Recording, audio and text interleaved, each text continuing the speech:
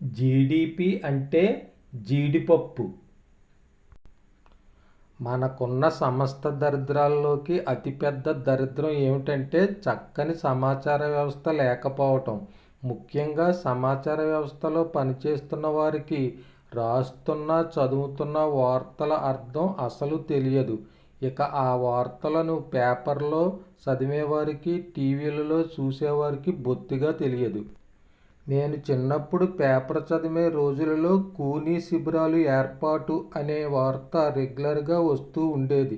నేను అనుకునేవాడిని, కూనీ అంటే మర్డర్ కదా, మర్డర్ కూడా శిబిరాలను ఏర్పాటు చేస్తారా అని.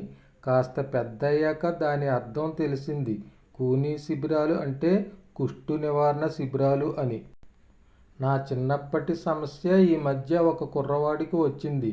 అంతమాటు పేపర్లలోనూ టీవీలలోనూ జీడిపి పెరిగింది, జీడిపి తగ్గింది అనే వార్త గురించి.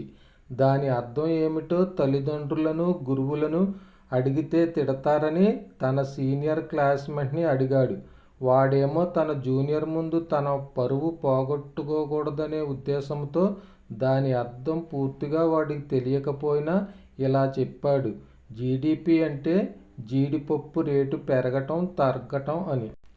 ఇంతకీ జీడిపి అంటే అసలు అర్థం? ఒక ఆర్థిక సంవత్సరంలో దేశంలో తయారైన వస్తువులు, వాటి అమ్మకం అని అర్థం. మిద్దె శ్రీనివాసరావు, విశ్వతేజ న్యూస్, చంద్రవరం.